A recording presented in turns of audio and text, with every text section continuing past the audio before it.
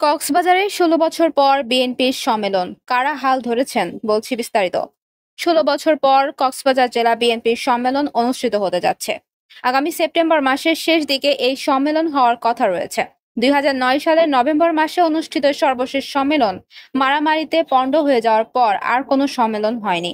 কেন্দ্র থেকে সাবেক সংসদ সদস্য শাহজাহান চৌধুরীকে সভাপতি ও শামীম আরা স্বপ্নাকে সাধারণ সম্পাদক করে কমিটি গঠন করা হয়েছিল। সেই কমিটি দায়িত্ব নেওয়ার পর আর নতুন কোনো কমিটি হয়নি। দলীয় সূত্র জানায়, এবারের সম্মেলন ঘিরে নেতাকর্মীদের মধ্যে উৎসাহ উদ্দীপনার কমতি নেই। তবে জেলায় বিএনপির রাজনীতিতে এখন সবচেয়ে প্রভাবশালী ব্যক্তি হচ্ছেন দলের স্থায়ী কমিটির সদস্য ও সাবেক সংসদ সদস্য সালাউদ্দিন আহমেদ। ১ দশকের বেশি সময় পর দেশে ফেরার পর থেকেই তিনি স্থানীয় রাজনীতিক কেন্দ্রবিন্দুতে পরিণত হয়েছে। ফলে জেলা বিএনপির নতুন সভাপতি ও সাধারণ সম্পাদক কে হবেন তা অনেকটাই নির্ভর করছে তার উপর।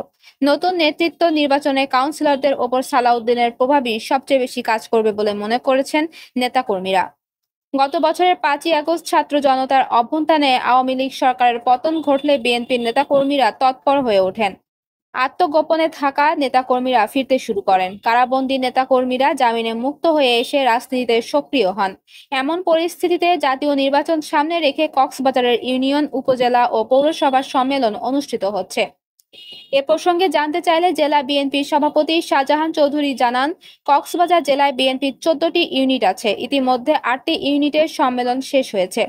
অবশিষ্ট ৭টি ইউনিটের মধ্যে চলতি আগস্টের উখিয়া, চাকুরিয়া, কক্সবাজার সদর উপজেলা ও কক্সবাজার পৌরসভা বিএনপির সম্মেলন হবে।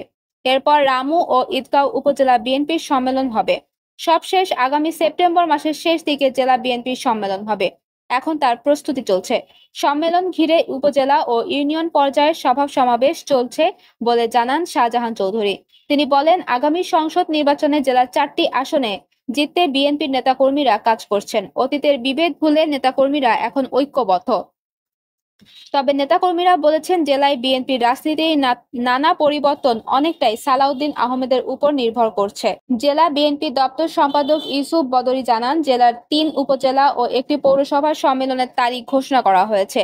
২২ August Ukhia, ২৩ August Chakaria, ২৮ August Cox's Bazar পৌরসভা এবং ৩০ আগস্ট কক্সবাজার সদর উপজেলা বিএনপির সম্মেলন হবে।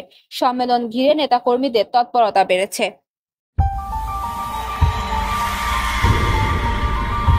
আপনারা দেখছেন সিএনডব্লিউ নিউজ টিভি।